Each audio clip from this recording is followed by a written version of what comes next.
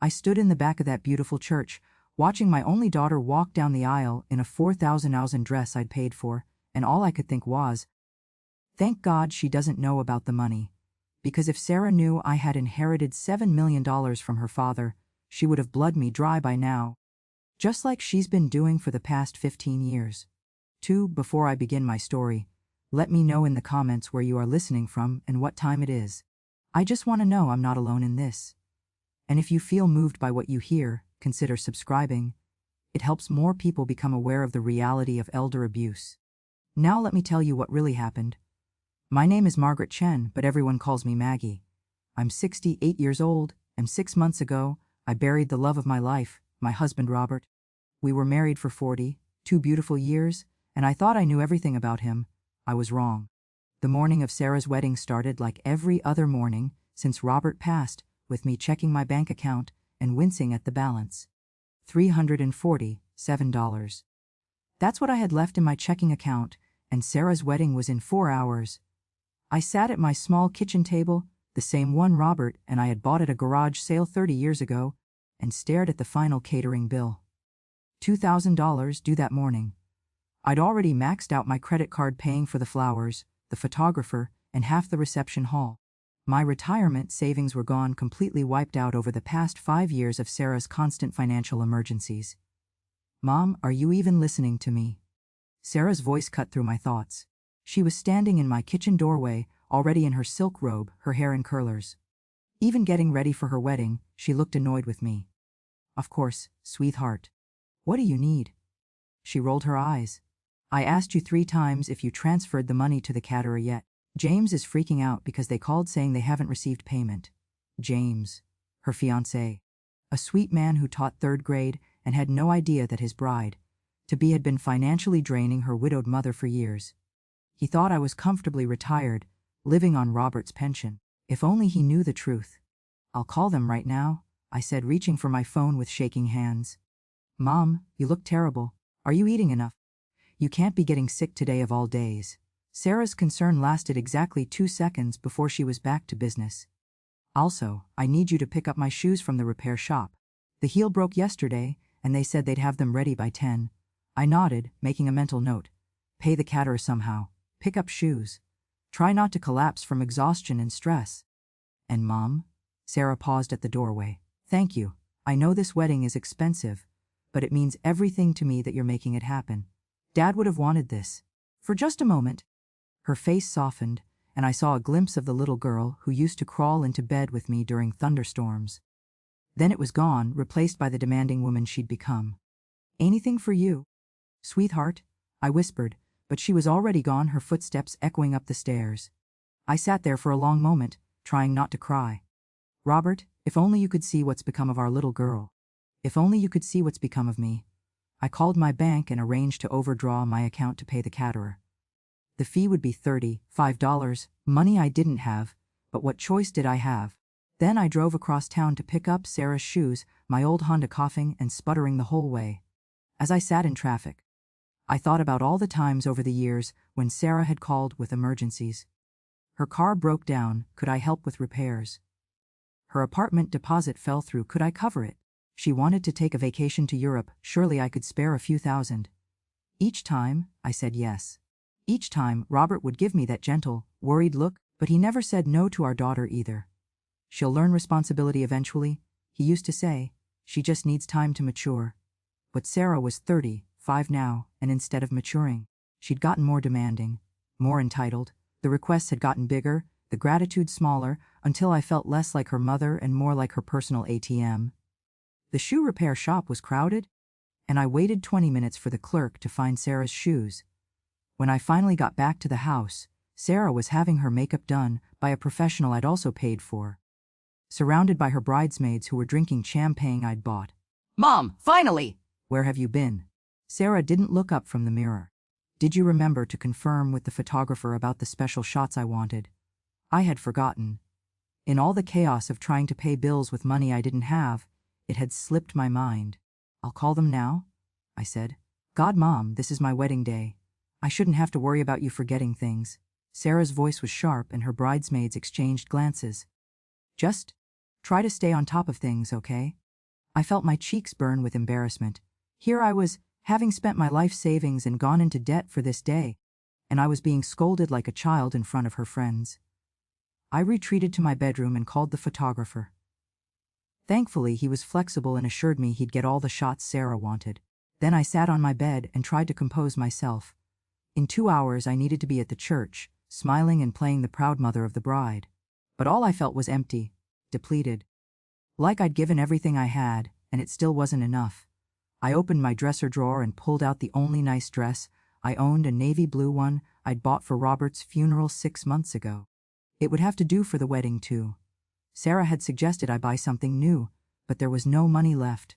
There hadn't been money for anything for me in a very long time. As I got dressed, I caught sight of myself in the mirror. When had I gotten so thin, so tired looking? I looked older than my 68 years, worn down by worry and sacrifice. The church was beautiful when I arrived. White roses and baby's breath everywhere, candles glowing, exactly what Sarah had dreamed of. I took my seat in the front pew and watched as the guests filled in behind me. James's family was large and boisterous, greeting each other with warm hugs and laughter. On Sarah's side, the pews were sparser. She'd never been good at maintaining friendships, too demanding, too quick to take offense when people couldn't meet her expectations. When the music started and Sarah appeared at the back of the church, she was breathtaking. The dress I'd paid for fit perfectly. The shoes I'd picked up that morning sparkled as she walked, and the flowers I'd carefully chosen complemented everything beautifully. For a moment, all the stress and worry melted away, and I was just a mother watching her daughter on the happiest day of her life. But as Sarah passed my pew, she didn't smile at me, didn't even glance my way. Her eyes were fixed on James, waiting for her at the altar, and it was like I didn't exist. I watched the ceremony through tears, some of joy, some of something much more complicated. This was supposed to be a celebration, but all I could think about was my empty bank account, my maxed-out credit cards, and the uncertain future ahead of me. During the reception, I sat at a table near the back, watching Sarah and James dance to their first song. She looked radiant, happier than I'd seen her in years. James gazed at her like she was the most precious thing in the world, and I realized that maybe, just maybe, marriage would change her. Maybe having someone who loved her unconditionally would make her more loving in return. Mrs. Chen. A woman approached my table. I didn't recognize her at first, then realized she was James's aunt. I just wanted to say how beautiful everything is. You must be so proud. I am, I said, trying to smile. And so generous, she continued. James told me how you've paid for everything. In this economy, that's just incredible. You must be very well off. I nearly choked on my water. If she only knew. It's worth it to see Sarah happy, I managed to say. Later, as the evening wound down, Sarah found me clearing some glasses from empty tables. Mom, what are you doing? The catering staff will handle that. I just wanted to help, I said. She sighed. Look, James and I are leaving for our honeymoon tomorrow, but when we get back we need to talk. About your future. About where you're going to live. My blood went cold. What do you mean? I mean you're getting older, and James and I are thinking about starting a family. We'll need more space. And honestly, Mom, you seem so stressed all the time. Maybe it's time to think about other arrangements. Other arrangements. She was talking about putting me in a home. After I'd given her everything. We'll discuss it when you get back, she said, kissing my cheek. Enjoy the rest of the party. And then she was gone, swept away by her new husband and their friends, leaving me standing alone among the wedding decorations I'd paid for, at the reception I'd funded, feeling more invisible than ever. But as I stood there in that empty reception hall, I remembered something. Something that would change everything, though Sarah would never know it. 6 months ago, the day after Robert's funeral, I'd met with our estate lawyer. I'd expected to hear about a small life insurance policy, maybe a few thousand in savings. What I learned instead had shocked me to my core. Robert, my quiet, humble husband who'd worked as an accountant for 40 years, who'd never spent money on himself, who'd driven the same car for 15 years. Robert had been investing secretly for decades. He'd built a portfolio worth $7 million. $7 million that Sarah knew nothing about. $7 million that could solve all her problems, pay all her bills, buy her everything she'd ever wanted. $7 million that, as I watched her dismiss me at her own wedding, I realized I would never, ever tell her about. I woke up the morning after Sarah's wedding feeling like I'd been hit by a truck. My back ached from cleaning up the reception hall until midnight. My feet were swollen from standing in cheap shoes for 12 hours, and my heart felt like it had been put through a blender. But it wasn't the physical exhaustion that kept me lying in bed as the sun streamed through my thin curtains. It was the memory of Sarah's words echoing in my head. Maybe it's time to think about other arrangements. Other arrangements. After everything I'd sacrificed for her, I dragged myself to the kitchen and made coffee with shaking hands. The wedding bills were scattered across my table like evidence of a crime: receipts, invoices, bank statements showing my account in the red. I'd spent over $30,000 on Sarah's wedding. $30,000 I didn't have. My phone rang. The caller ID showed Sarah's number, and for just a moment my heart lifted. Maybe she was calling to thank me. Maybe she'd realized how much I'd done for her and wanted to apologize for her coldness. "Mom, thank God you answered." Sarah's voice was tight with stress. "We have a problem?" Not, "Good morning." Not, "Thank you for the beautiful wedding." Just another problem for me to solve. "What's wrong, sweetheart?" "The honeymoon hotel is being difficult about the payment. They're saying the credit card was declined. Can you call them and sort it out? We're supposed to check in this afternoon." I closed my eyes. The honeymoon.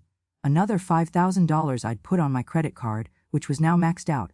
"Sarah, the card might be at its limit. Let me call the bank and see what I can do." "Mom, you can't let this happen. This is our honeymoon. James will be so embarrassed if we can't check in. Please, just fix it." The line went dead. No goodbye, no please, just an expectation that I would make it work somehow. I called the credit card company. As expected, I was over my limit. The customer service representative, speaking in a polite but firm voice, explained that I could make a payment to free up some credit, but I'd need to transfer funds from another account. Another account. If she only knew that I had $7 million sitting in an investment account that Robert had left me.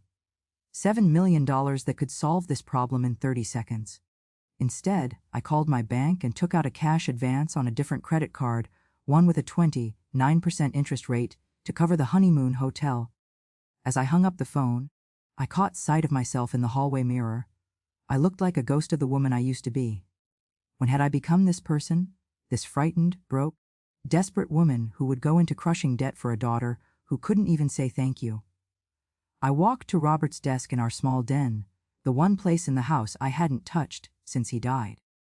Everything was exactly as he'd left it, his reading glasses folded neatly on top of a book about retirement planning, his coffee mug with the faded, "World's Best Dad," that Sarah had given him when she was 12, before she'd learned to take instead of give. I pulled out the bottom drawer and found what I was looking for: the manila folder containing all the documents from our estate lawyer, Marcus Rodriguez. The papers that had changed everything, but that I'd been too overwhelmed to fully process. There it was, in black and white. The account statements showing Robert's investments over the years. He'd started small, putting away just $50 a month from his accountant's salary. But he'd been smart, patient, consistent. He'd invested in solid companies, reinvested the dividends, never panicked during market downturns. Over 40 years, that $50 a month had grown into $7 million. $7 million. I could pay off every debt I had and still have more money than I'd ever dreamed of.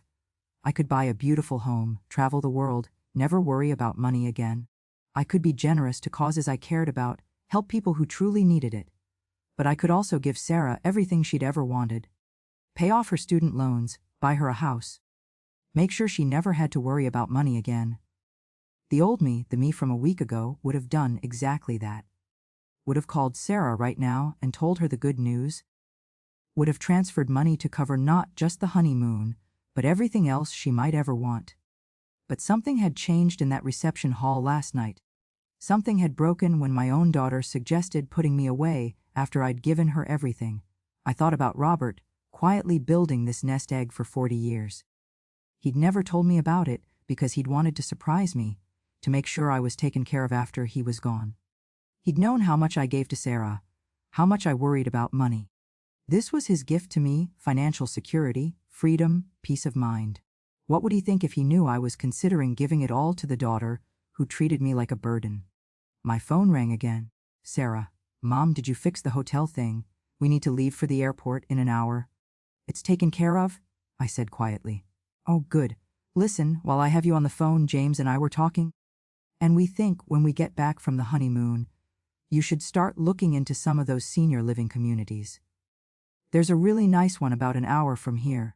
It would be good for you to be around people your own age. My grip tightened on the phone. Sarah, I'm only 68. I'm not ready for a nursing home. It's not a nursing home, Mom. It's independent living. They have activities, meals prepared for you, medical staff on site. You wouldn't have to worry about maintaining a house or cooking or any of that stuff. And honestly, it would be a relief for James and me to know you're being taken care of properly. A relief. I was a burden that would be a relief to remove. We can talk about it when you get back, I said. My voice steady despite the rage building in my chest. Great. Oh, and Mom, can you check on our apartment while we're gone? Water the plants, bring in the mail, that sort of thing. The key is under the mat. She wanted me to be her housekeeper too. Of course, I heard myself say. You're the best. Love you. The line went dead, and I sat in Robert's chair, holding the phone and shaking with an emotion I couldn't quite name. Was it anger? Hurt? Betrayal? Maybe it was all three. But underneath it all was something else. Something I hadn't felt in years. Power. I had $7 million, and Sarah had no idea. For the first time in decades, I held all the cards. I could choose what to do with this money. I could choose what to do with my life. And for the first time since Robert died, I felt like maybe, just maybe, I wasn't as helpless as everyone thought. I spent the rest of the day doing something I hadn't done in years. I took care of myself. I made a real breakfast instead of just coffee and toast. I took a long, hot bath. I called my old friend Helen, a former coworker from the hospital where I'd been a nurse for 40 years, and we talked for 2 hours about everything except Sarah. You know, Maggie, Helen said toward the end of our call, you sound different. Stronger somehow. I feel different, I admitted, like I'm waking up from a very long sleep. That evening, I drove to Sarah's apartment to check on it as requested. It was a beautiful place in an expensive part of town, a place she could only afford because I'd been supplementing her rent for the past 3 years. As I watered her plants and straightened up her already pristine apartment, I found myself really looking at her life for the first time. Designer clothes in the closet, expensive electronics, art on the walls that cost more than most people made in a month. This wasn't the life of someone struggling financially. This was the life of someone who'd learned that asking was easier than earning. On her kitchen counter, I found a stack of mail I was supposed to collect. Bills, mostly, but also something that made my blood run cold, a brochure for Sunset Manor Senior Living Community. She'd already been researching places to put me. I sat down at her expensive dining table and really looked at the brochure. It wasn't the worst place I'd ever seen, but it wasn't home either. It was warehousing, a place to put inconvenient elderly parents who'd outlived their usefulness. The monthly fee was $4,000, more than my entire Social Security check.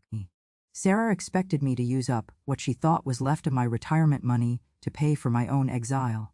But as I sat there in my daughter's apartment, surrounded by things I'd helped her buy, I realized something that made me smile for the first time in months. Sarah thought she was getting rid of a broke, dependent old woman. She had no idea she was about to lose access to $7 million. The first thing I did Monday morning was call Marcus Rodriguez, Robert's estate lawyer. I'd been putting off this conversation for months, too overwhelmed by grief and Sarah's constant demands to really understand what Robert had left me. Mrs. Chen, I'm so glad you called, Marcus said warmly.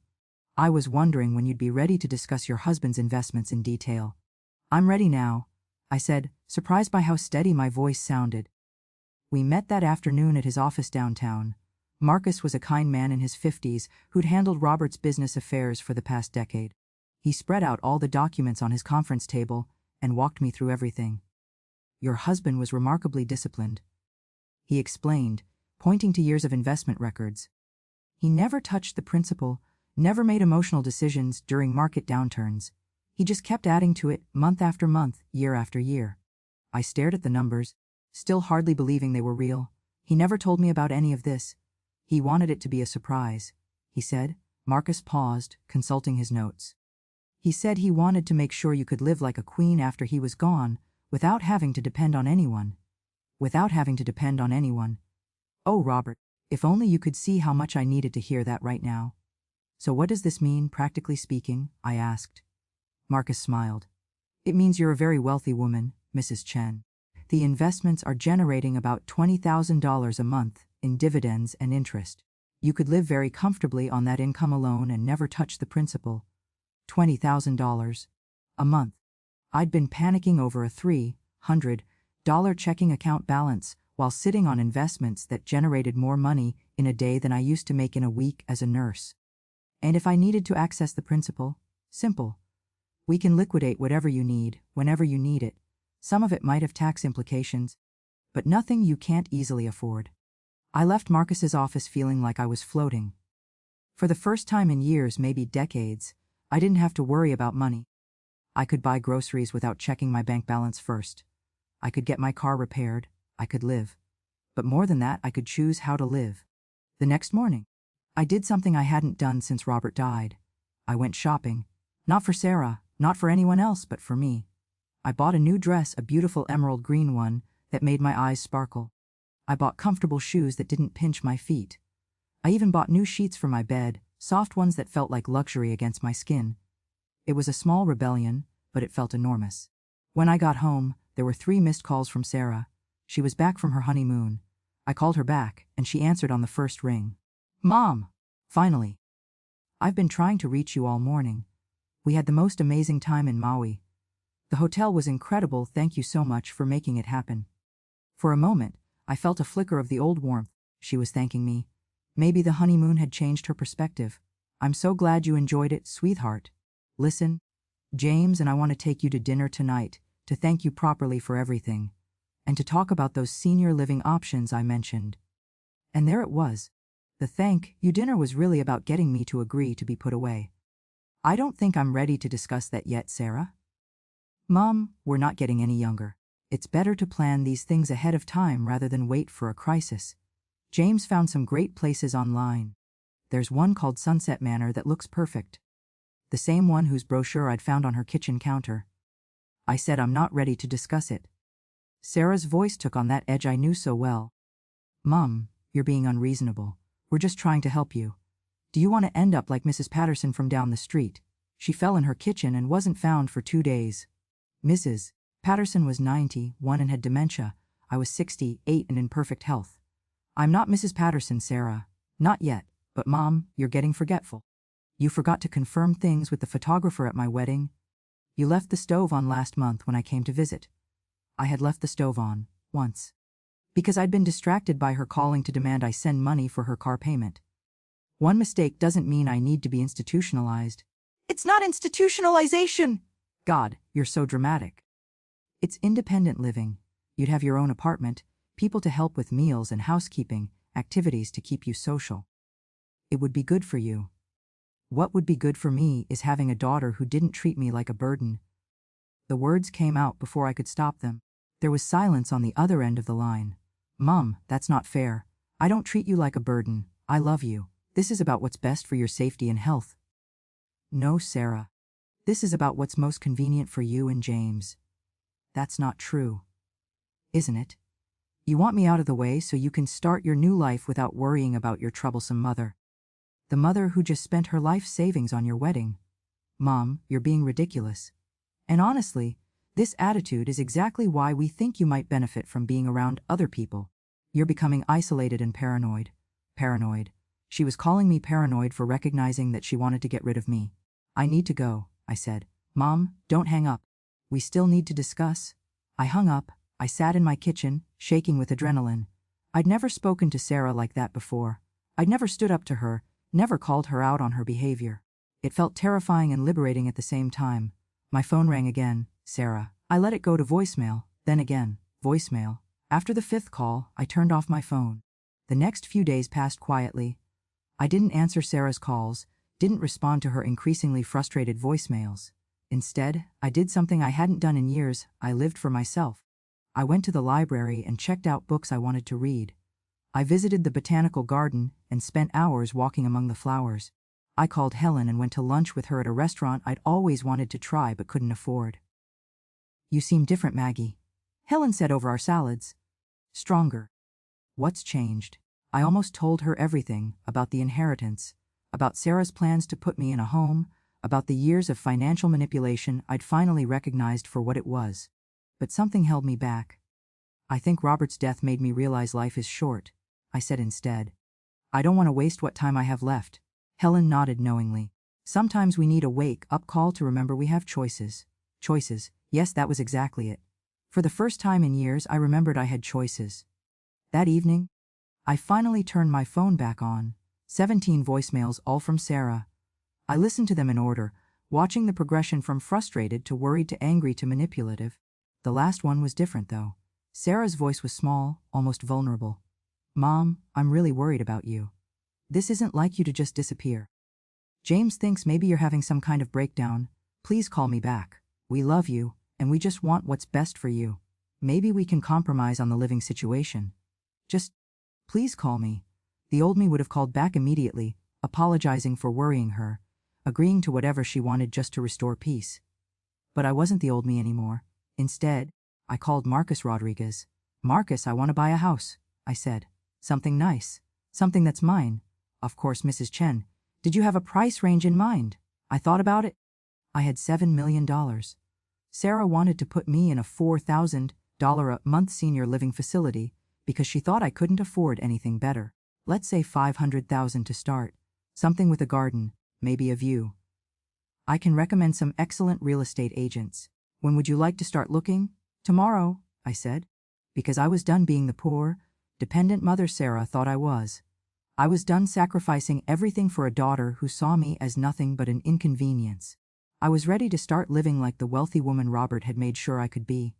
And Sarah still had no idea what she was about to lose. The real estate agent, Patricia Wells, was a sharp woman in her 50s who didn't bat an eye when I told her my budget. She'd worked with enough wealthy clients to recognize one when she saw one, even if that client was a 68-year-old woman in a modest car. I have several properties that might interest you, Mrs. Chen, she said as we drove through Riverside Heights, the nicest neighborhood in town. Are you looking to downsize from a larger home? Actually, I'm looking to upgrade, I said, enjoying the surprise that flickered across her face. The first house she showed me was beautiful, a colonial with 4 bedrooms, a gourmet kitchen, and a 2-car garage. It was everything I'd ever dreamed of and more than I'd ever imagined I could afford. This one is $450,000, Patricia said as we walked through the spacious living room. The sellers are motivated, so there might be room for negotiation. I looked out the bay windows at the manicured lawn and professional landscaping. It was lovely, but it didn't speak to me. What else do you have? The second house took my breath away. It was a craftsman-style home with a wrap-around porch, built-in bookshelves, and a kitchen that opened onto a gorgeous garden. But what sold me was the sunroom, a glass, enclosed space filled with light where I could drink my morning coffee and watch the birds. This one is $520,000, Patricia said. It just came on the market yesterday. I walked through every room slowly, imagining myself living here, my books on those built-in shelves. My morning routine in that sunny kitchen. Evening dinners in that elegant dining room, not alone, but with friends I'd invite over. People who valued my company, not my bank account. I'll take it, I said. Patricia blinked. Don't you want to see the rest of the houses? Think it over. No, this is the one. Well, there will be inspections, of course, and negotiations. I'll pay full asking price. Cash. Now Patricia really looked surprised. Cash, Mrs. Chen, are you sure? Most people prefer to finance even when they have the cash for tax purposes. I'm sure. How quickly can we close? With cash and no contingencies. Probably 3 weeks. 3 weeks. In 3 weeks I'd be living in my dream home. The home Robert's careful planning had made possible for me. We spent the rest of the afternoon at Patricia's office, signing papers and starting the purchase process. As I wrote a check for the earnest money, $50,000, more than I'd made in a year as a nurse, I felt giddy with power and possibility. When I got home, my phone was ringing. Sarah again. This time, I answered. Finally! Where have you been? I've been calling for days! I've been busy, I said simply. Busy with what? Mom, James and I are really worried about you. This behavior isn't normal. Maybe normal wasn't working for me. There was a pause. What's that supposed to mean? It means I'm making some changes in my life, Sarah. What kind of changes? Mom? You're scaring me. Are you having some kind of mental health crisis? Because there are people who can help with that. Mental health crisis. First I was paranoid, now I was having a breakdown. Apparently, standing up for myself was a sign of insanity. I'm fine, Sarah. Better than fine, actually. Then why won't you talk to us about your living situation? We just want to help you plan for the future. I don't need help planning my future. I've got it handled. Mom, you can barely handle your current situation. You're living paycheck to paycheck. Your house is falling apart. Your car is 20 years old. We're trying to help you find somewhere nice to live where you won't have to worry about any of that. Your house is falling apart. She was right, my little house did need repairs I couldn't afford. Or rather, repairs I couldn't afford before I knew about Robert's gift to me. As a matter of fact, I said, I've found somewhere nice to live. Oh, that's wonderful. Which facility did you choose? We can help you move and get settled. It's not a facility, Sarah. It's a house. I'm buying a house. Silence. Then, Mom, that's impossible. You can't afford to buy a house? Actually, I can. With what money? Mom, I know how much Dad's life insurance was. It wasn't enough to buy a house. I took a deep breath. This was it, the moment I could tell her everything, share Robert's incredible gift with her, watch her amazement and joy. The moment I could solve all her financial problems forever. Instead, I heard myself say, I have my ways. Mom, you're not making sense. Are you taking out some kind of dangerous loan? Because we won't let you put yourself in financial jeopardy just to avoid having an adult conversation about your future. Won't let me. Like I was a child who needed permission. I'm not taking out any loans, Sarah. I'm paying cash. Cash, Mom, that's impossible. Where would you get that kind of cash? Your father was very good with money. Dad was an accountant who drove a 15-year-old Honda. He wasn't rich. That was true. Robert hadn't lived like a rich man. He'd lived like someone who was building wealth for his beloved wife's future. But Sarah would never understand that kind of sacrifice, that kind of patient love. People can surprise you, I said. Mom, I'm coming over. Something is very wrong here. You're talking crazy, making impossible claims about buying houses with cash you don't have. James thinks you might be getting scammed by someone. Don't come over, Sarah. I'm not here. Where are you? I'm out. Living my life. Mom, I hung up and turned off my phone again. The next 3 weeks flew by in a whirlwind of activity. I met with inspectors, signed more papers, and started making lists of everything I wanted to buy for my new home. Real furniture to replace the garage sale pieces Robert and I had made do with for decades. Art for the walls. A garden full of flowers. I also did something I'd never done before. I hired people to help me. A moving company to pack and transport my belongings. A cleaning service to deep clean my new house before I moved in. A landscaper to enhance the already beautiful garden. Each time I wrote a check, each time I made a decision, based on what I wanted rather than what I could afford, I felt a little more like the woman Robert had envisioned when he'd quietly built our fortune.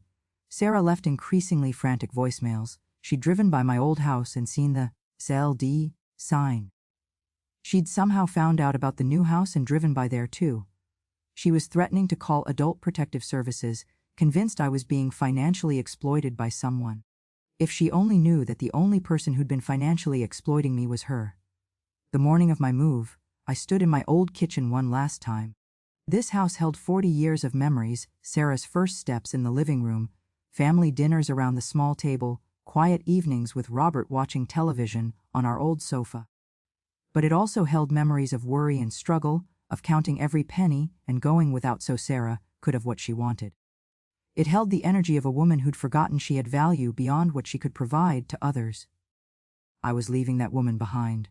The new house was even more beautiful than I'd remembered. The movers worked efficiently, and by evening I was sitting in my new sunroom, sipping tea from a real china cup I'd bought myself, watching the sunset paint my garden in golden light. My phone, which I'd finally turned back on, rang. Sarah. Mom, I can't believe you did this without telling us. Do you have any idea how worried we've been? And where did this money come from? I've been calling banks, trying to understand how you could have gotten a mortgage, but no one will talk to me because I'm not on your accounts. That's right, I said. You're not on my accounts. Mom, we need to talk. This is serious. James and I are coming over right now. I don't think so, Sarah. What do you mean you don't think so?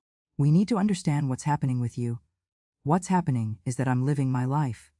Finally, in a house you can't afford, with money that came from who knows where. Mom, this is elder abuse. Someone has taken advantage of you. Elder abuse? The irony was almost funny. Sarah had been financially abusing me for years, and now she was worried someone else might be doing the same thing. Nobody has taken advantage of me, Sarah. I'm just finally taking advantage of what your father left me. Dad didn't leave you enough money to buy a $500,000 house. Your father left me more than you know? There was a long pause. What does that mean? It means your father was full of surprises, and it means I don't need you or anyone else to take care of me. Mom, please. Just let us come over. Let us help you figure this out. I don't need your help, Sarah. I never did. I just thought I did. And for the first time, in 35 years, I hung up on my daughter and felt nothing but relief. I was arranging fresh flowers in my new dining room when the doorbell rang. Through the beveled glass windows beside my front door, I could see two familiar figures on my porch, Sarah and James. I'd been expecting this visit for days, ever since Sarah had discovered my new address. I took my time walking to the door, admiring how my footsteps sounded different on the hardwood floors of my beautiful new home. When I opened the door, Sarah's mouth fell open. She'd never seen me look like this, rested, well, dressed, confident. I was wearing one of my new outfits, a soft cashmere sweater and well-fitted slacks, and I'd had my hair professionally styled for the first time in years. Mom, she breathed, taking in my appearance and the glimpse of elegant furnishings behind me. You look different. Hello, Sarah, James. I nodded politely to my son-in-law, who was staring at my house with obvious confusion. Mrs. Chen, James said hesitantly, this is quite a place. Sarah said you'd moved, but I didn't expect something this nice. I finished for him, stepping aside to let them in. Come in. I'll make tea. They followed me through the foyer, their eyes taking in everything, the original hardwood floors, the built-in bookshelves already filled with new books, the quality furniture that had replaced my garage sale collection. In the kitchen, Sarah stood frozen while I filled my new electric kettle. Everything was different: the granite countertops, the stainless steel appliances, the view of the professionally landscaped garden through the window. Mom, she said finally, we need to talk? I'm listening, I said, setting out real china cups on a proper serving tray. Where did this money come from? I looked at my daughter, really looked at her. She was dressed in her usual expensive clothes, carrying the designer purse I'd helped her buy last year. Her wedding ring sparkled in the afternoon light streaming through my new windows. She looked successful, sophisticated, put together. She also looked scared. Your father provided for me, I said simply. Dad was an accountant. He made $50,000 a year. Even with life insurance and savings, there's no way he left enough money for all this. James was wandering around my kitchen, opening cabinets, examining appliances. Sarah, this is all high-end stuff. The range alone probably cost more than my car. That's what I'm trying to tell you. Sarah snapped at him, then turned back to me. Mom, I know how much money Dad had. I helped you go through his papers after the funeral, remember? That was true. She'd helped me sort through Robert's desk, his filing cabinet, his checkbook.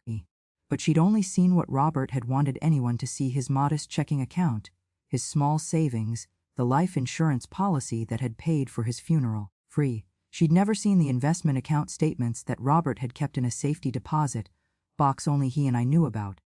She'd never met with Marcus Rodriguez or learned about the portfolio Robert had been building in secret for 40 years. You saw what you needed to see at the time, I said. What's that supposed to mean? The kettle whistled, and I made tea with deliberate calm. Sarah and James sat at my new dining table, looking like strangers in my transformed life. It means your father was more complex than you realized. Mom, you're talking in riddles. Just tell me straight, where did the money come from?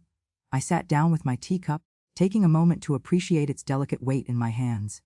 For so many years, I'd drunk tea from chipped mugs, telling myself I didn't deserve anything better. Your father invested wisely, I said. Invested what? He barely made enough to cover our expenses. He made enough. He just chose to live simply so he could save. Sarah's face was getting red. That's impossible. I would have known. We all would have known. Would you? When was the last time you asked your father about his finances?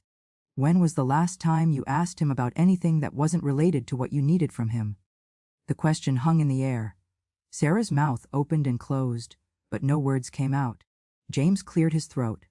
Mrs. Chen, what Sarah's trying to say is that we're concerned about you. This is such a dramatic change, and we just want to make sure you're okay. I'm better than okay, James. I'm happy, but Mom, Sarah found her voice again, this doesn't make sense.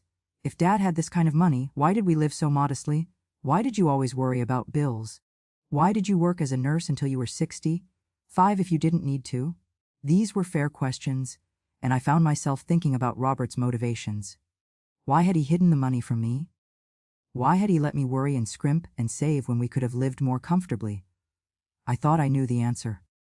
Robert had seen what money did to Sarah, how it made her demanding, entitled, careless with other people's sacrifices.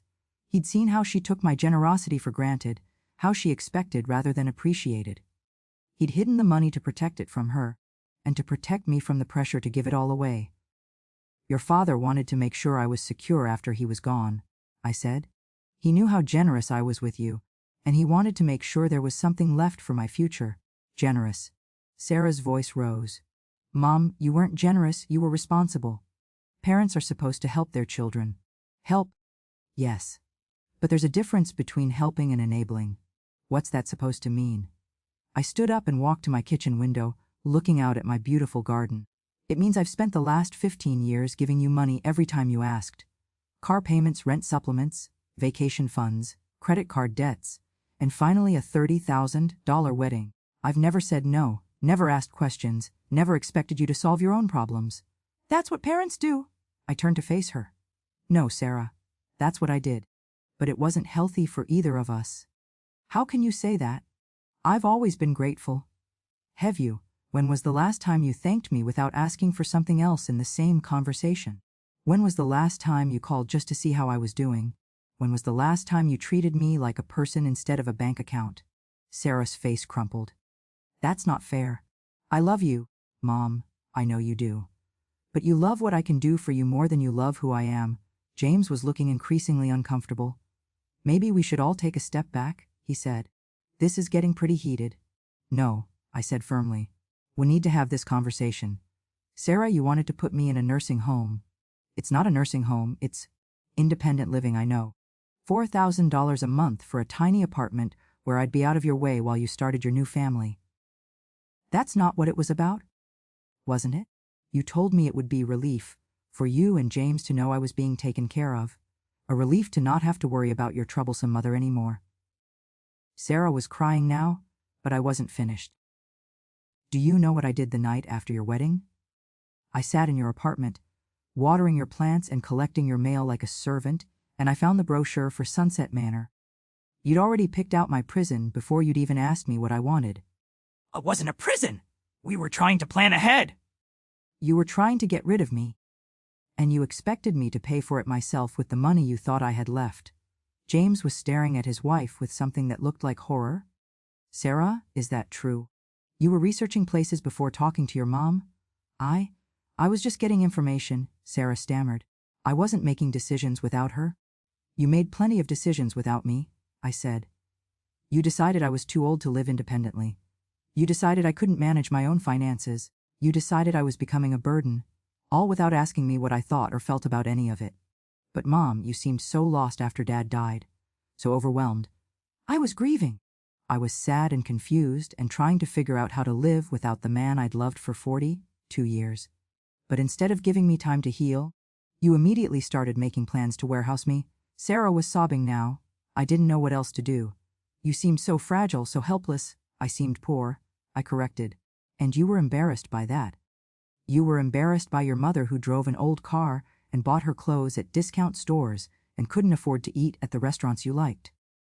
That's not true, isn't it? When was the last time you invited me to dinner at your apartment? When was the last time you wanted to be seen with me at one of your work events or social gatherings? Sarah couldn't answer because we both knew the truth. She was ashamed of me, and now that I had money, she was confused by me. Mom, I don't understand any of this, she whispered. If you had this money all along, why didn't you tell me? We could have planned together. Made decisions together? Because the minute you knew about it, it would have stopped being mine and started being ours. You would have had opinions about how I should spend it, where I should live, what I should do. You would have wanted me to buy you a house, pay off your student loans, fund your future children's college accounts. Sarah's face told me I was right. The money your father left me isn't for you, Sarah. It's for me. For the first time in my adult life, I have something that's truly mine, and I intend to keep it that way. But Mom, we're family. Families share. We've been sharing for 15 years, Sarah.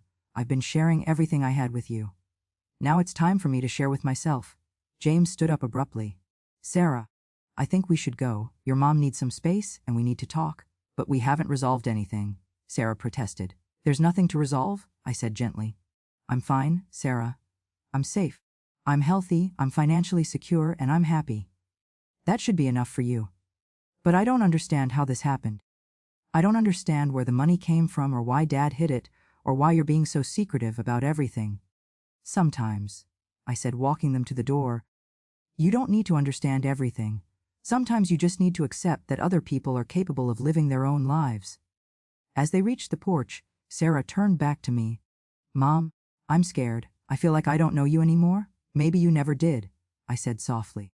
Maybe you only knew the version of me that said yes to everything and never asked for anything in return. So what happens now? No, you go home to your husband and figure out how to live without treating me like your personal ATM. And I continue building the life your father wanted me to have? I closed the door and watched through the window as they walked to their car. Sarah was still crying, and James had his arm around her. But he kept looking back at my house with an expression I couldn't quite read. I made myself another cup of tea and sat in my sunroom, watching the evening light fade over my garden. For the first time since Robert died, I felt completely, perfectly at peace. Sarah would be okay. She was smart and capable when she had to be. She'd figure out how to live within her means, how to solve her own problems, how to build a marriage based on partnership rather than dependence. And I would finally get to discover who I was when I wasn't busy being everything to everyone else. The weeks following Sarah's visit were the most peaceful I'd experienced in years. No phone calls demanding money. No emergencies that required my immediate financial intervention. No guilt trips about being an inadequate mother. Just silence. Beautiful, liberating silence. I used that silence to rediscover who I was beyond Sarah's needs and demands. I joined a book club at the local library and found myself in passionate discussions about literature with people who valued my opinions.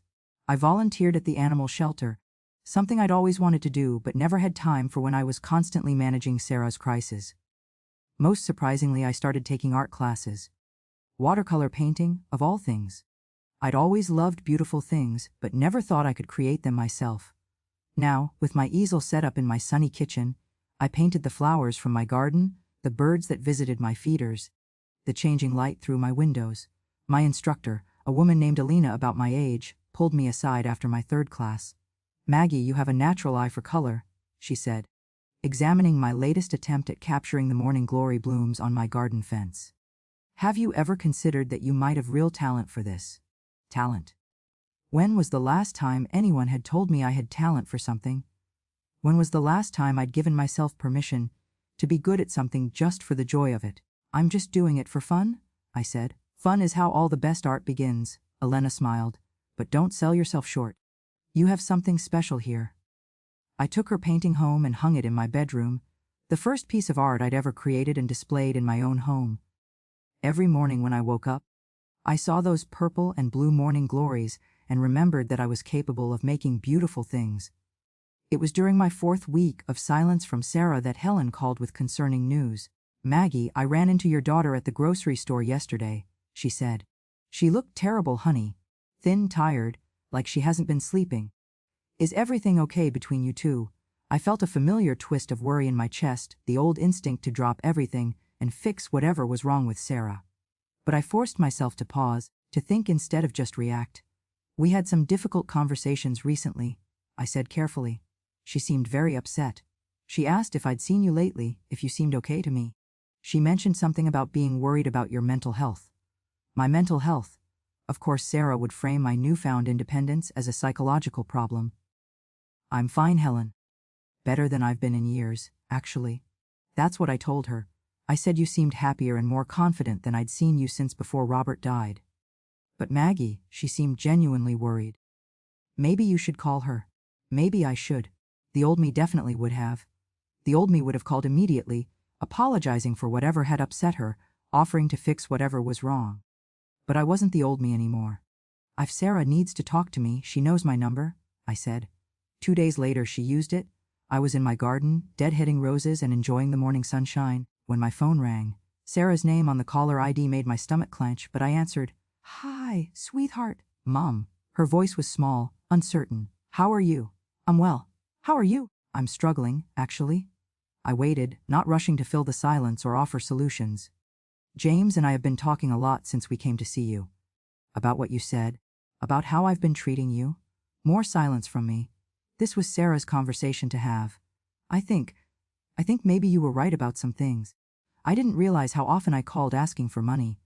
I thought I was just asking for help when I needed it, but looking back, her voice broke a little.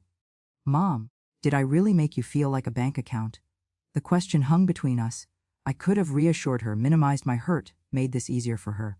The old me would have. Sometimes, I said gently. Not all the time, but sometimes. I never meant to do that. I love you, Mom. I really do. I know you do, Sarah. But love isn't just a feeling, it's also how we treat people. I know. I'm learning that. She took a shaky breath. James has been helping me understand some things about myself. About how I take people for granted when I know they'll always be there for me. That sounded like something a marriage counselor might say. I wondered if they were getting professional help to work through this. That's good insight, sweetheart. Mom, can I ask you something? And will you give me an honest answer? I'll try. When you look back at our relationship, especially since Dad died, what percentage of our conversations were about me asking you for something versus just talking because we love each other? It was a brave question, and it deserved an honest answer. Probably 80-20, I said. 80% of our calls involved you needing something from me. She was quiet for a long moment. That's what James thought too. God, Mom, I'm so sorry. I didn't mean to become that kind of person. What kind of person? The kind who only calls her mother when she wants something. The kind who treats the person who loves her most like a resource instead of a human being. I felt tears prick my eyes, but they weren't tears of sadness.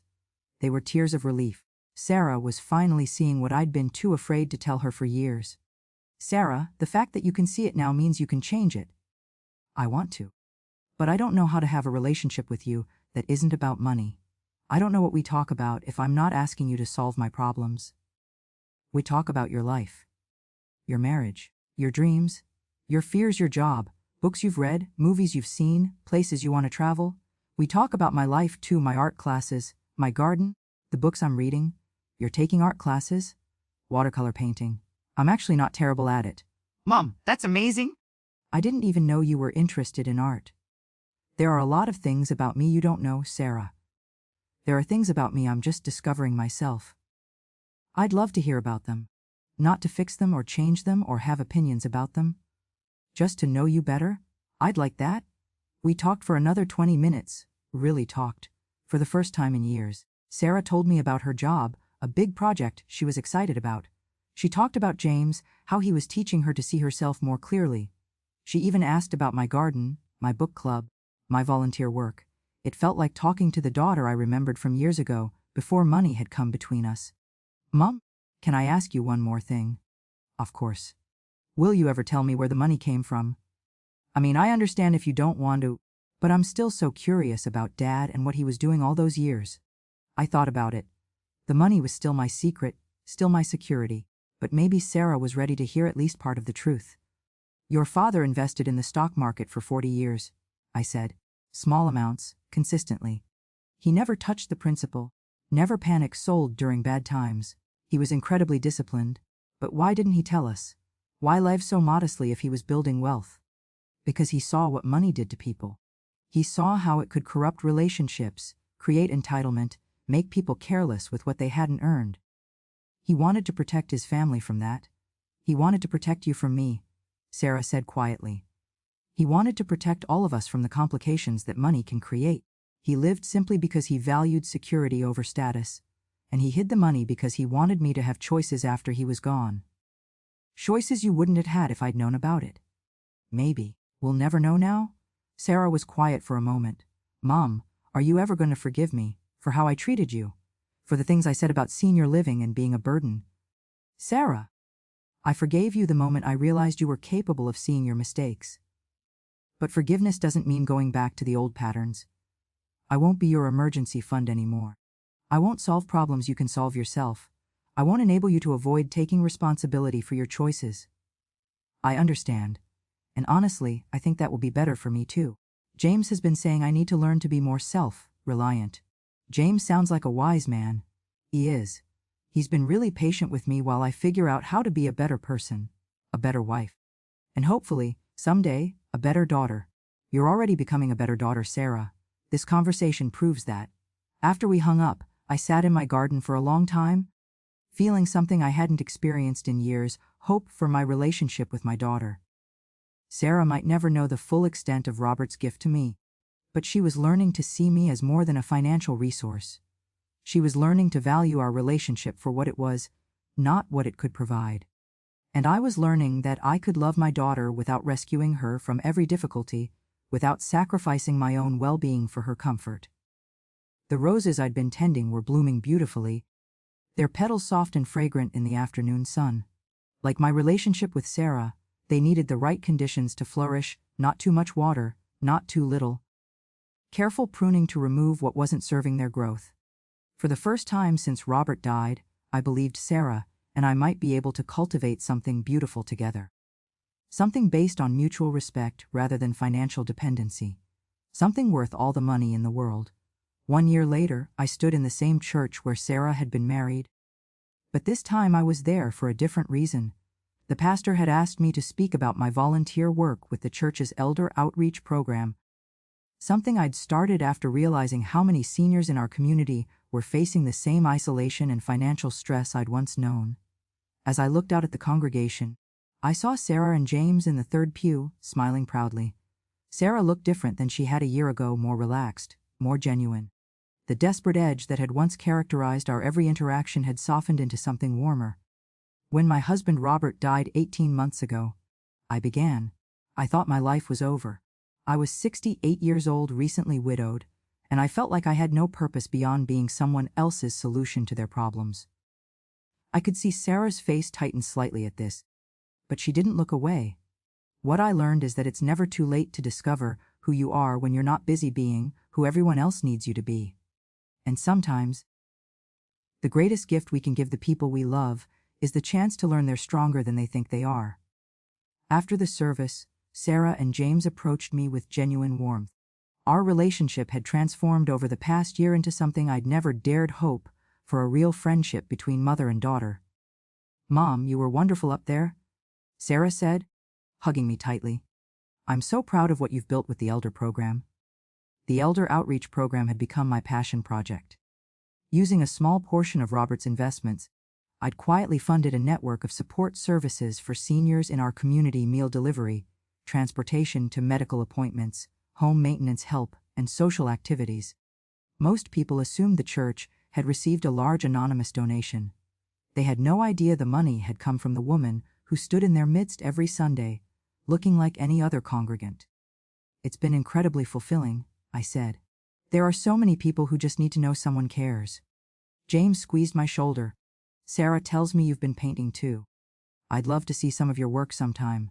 I'd like that. Maybe you two could come for dinner this weekend. I'll cook, and we can look at my amateur attempts at art." "We'd love that," Sarah said immediately. "Oh, and Mom, I have some news." The old me would have tensed, waiting for the request that usually followed Sarah's announcements.